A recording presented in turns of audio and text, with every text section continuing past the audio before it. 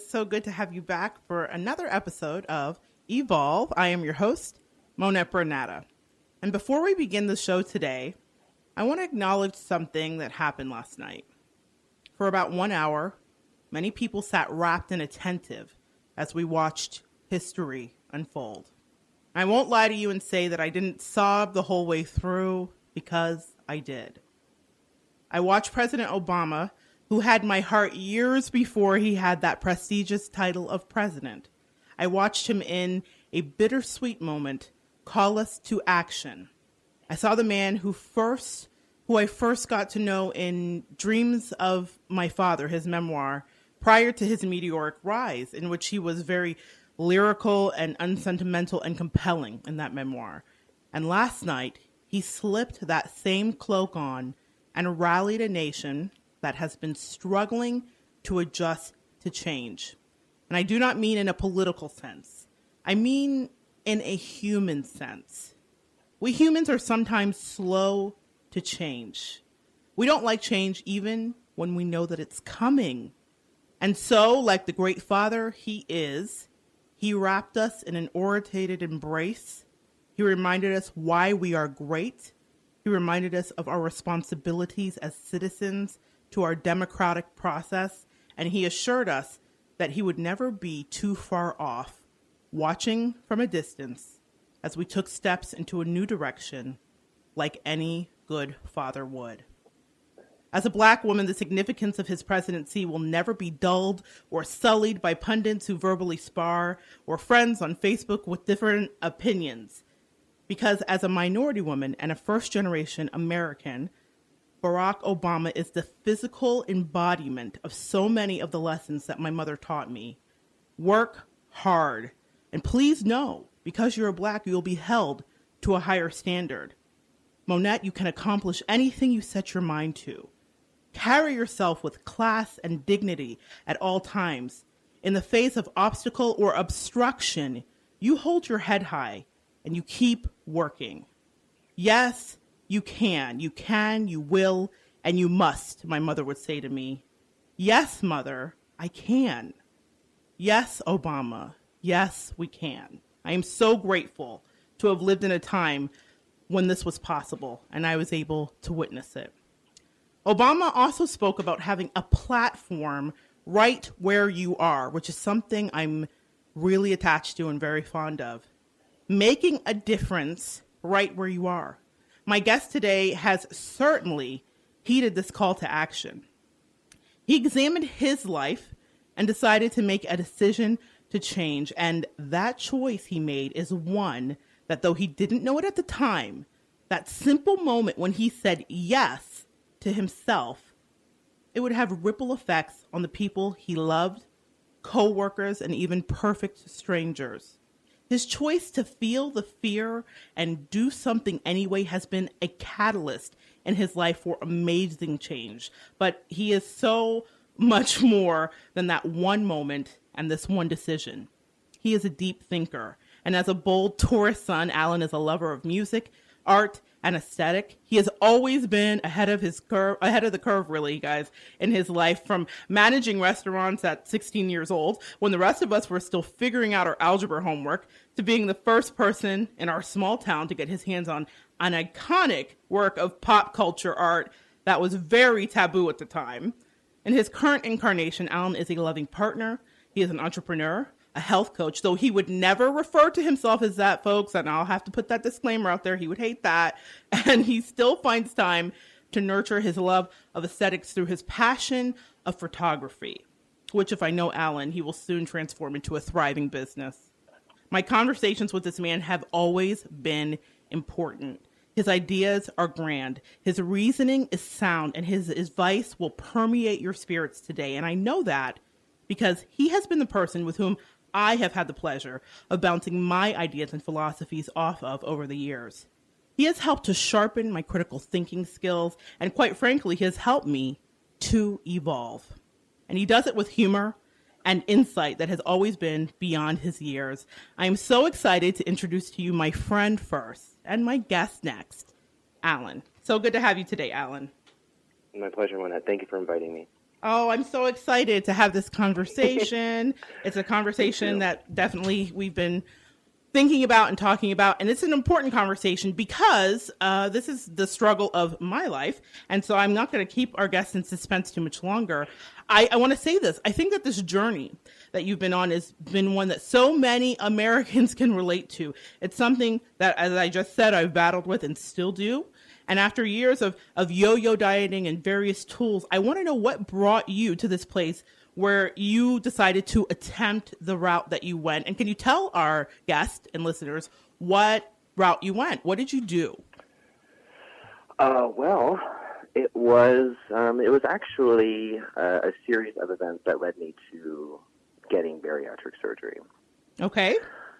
It was a series of fortunate events that led me, including some unfortunate events that led me to getting bariatric surgery, to change the way I looked, change the way I felt, change the energy that I pushed out into the world. I was almost 70 pounds. Okay. I had been very large for many, many years. In fact, I hadn't even, you know how sometimes when people will talk about, I just want to get back to me, right? I never had a template. I never had a back to me. I'd always been large my entire life. That's something I can completely relate to. I always hear people telling that story like, oh, I was the cheerleader and I was the athlete. I'm like, well, I was the band nerd who was still big. So I don't know what me is. So Yeah. Yeah. Well, we were band nerds together. So Word. I feel you on that. I think, in all honesty, that it was a long time in the making because at first I was totally against any sort of bariatric surgery whatsoever. And just to clear stuff up, there's a few different types of surgeries, and the procedure that I received was the gastric sleeve, where they take out about 80 to 85% of your stomach. Okay. Your actual stomach, your physical stomach. They pull it out of your body, and they sew it up, and it's a restrictive surgery that pretty much it allows you, and this is in my opinion, 2.5, 3 years later, that it allows you to be able to hit the reset button on a life of bad food choices that I was making. Right. And so that's interesting because a lot of people say that there is no ability to hit the reset button, that if you have adult thinking in food, that's it. There's even support groups for it. So how did you know that you wanted and could hit a reset button? Besides the mechanics of the surgery, I get that. But what made you think this might work for me? Well, okay. It was kind of a process. So I'll start from the beginning and I'll work my way through it. Initially, I was completely against any sort of bariatric surgery at all. In 2007, a friend of mine went into the hospital and she got a gastric bypass. Right. And at the time, those were very popular. Right. So, and she had complications from that surgery, and she ended up sadly passing away. Oh my. So my initial, my first impressions of this were that it was dangerous and that I should avoid it at all costs. And also at the same time, when you're heavy, I don't think a lot of people realize this, that when you're heavy, you're almost, I always felt like I was on a diet all the time. Yeah. I felt like I was on some sort. I remember being in high school with you and talking to you about the cabbage soup diet, and I've done the Atkins diet, and I've done the South Beach diet, and I've done the paleo diet, and which I've had varying degrees of success with each one of them. Right. However, I was starting to become fatigued. I was in my early 30s, and I was starting to become fatigued about the direction. I had just felt like I was always in some state of restriction, which, ironically enough, the surgery itself is its own form of restriction. But we'll get to that in just a moment. A total restriction. But so my first impression of that was not a good one. It was very negative, and so I was completely against it. And anytime somebody would even bring it up, I was like, no, that's not for me. I'm not sure. That's not what I want. I can do this. I got this. And eventually it became clear to me that I had no control over it whatsoever. I had no control over, I had control over the food that I was eating, but I didn't have any control over the emotional or the the food addiction aspect of it. Right. Because a lot of people who are heavy, I mean, it's just it's simple fact that people are addicted to food in various ways. In various ways, yes. There is an addled state that I was mentioning where there's a compulsiveness that happens. In fact, just this morning I was reading something on Instagram, and it's a girl that I follow who does keto, and she said, I got into bad thinking patterns and habits last night, and I sat down on the couch and I ate Starburst. It's the first time I've cheated, and she's lost a ton of weight and she's been doing great and people follow her, but she said it's the first time I've cheated and I just wanted to be honest. I'm fighting the cravings and et cetera, but I thought what was fascinating was the addictive state. Even though she'd conquered the keto and lost the weight, she still was struggling with that pack of Starburst. Like, I want to eat this to comfort myself for whatever reason, you know? Oh, yeah. I mean, listen, once you eat the fruit, Eve, you have a knowledge of, and this goes toward to any sort of addiction. So once you have a knowledge of it, you live with it. You live with it forever. Kind of like an alcoholic. Once you're an alcoholic, you're always an alcoholic. You live with it for the rest of your life. Right. And it's something that you have to deal with. Now, a food addiction manifests itself in a couple different insidious ways, I think. Because it's one of the only addictions that you wear on your sleeve. Like, people can see it. People can see your addiction. I've said this my whole life, and insidious is the perfect word, Alan. Perfect. Yeah. So going back to how this began, and it's so funny how the universe works and how kind of it takes a little bit of time for God to kind of lift the veil off your eyes to show you a bigger picture.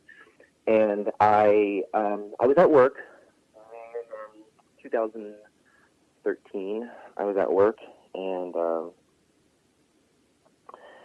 I had noticed a friend had come back, and I was in a training class with her. I work in a corporate environment, and I was in a training class with her, and she had been gone for a little while, and she came back, and she just looked amazing.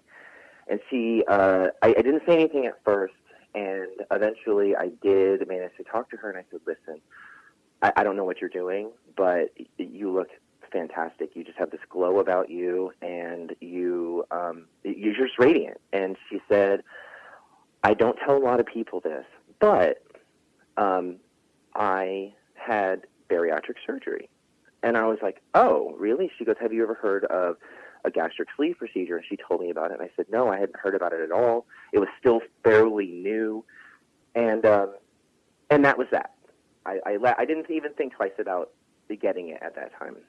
Cut to about 2 or 3 months after that, another coworker comes back to work. Now here's the thing. Like, when you're out, I work in an environment where there's a lot of people, so it's very easy to miss somebody. It's very easy for somebody to be gone for a little while and then come back and be like, oh, I haven't seen you in a little while, and then catch up with them.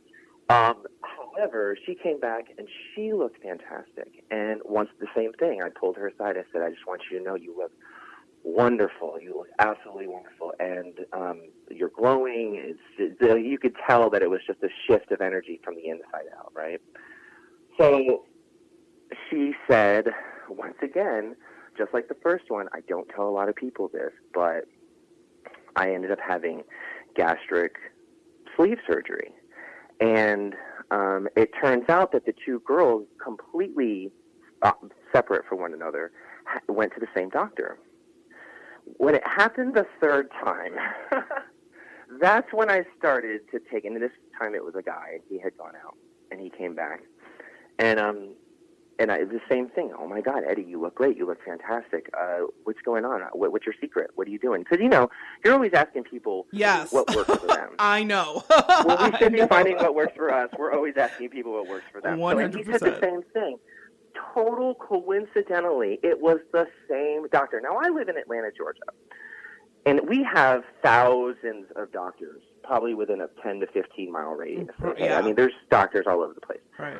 This was just the universe unfolding this to me. They said, I went to this doctor, and then I asked his name. I said, oh, that's the same doctor so-and-so went to, and so-and-so went to, and then all of a sudden it just clicked in my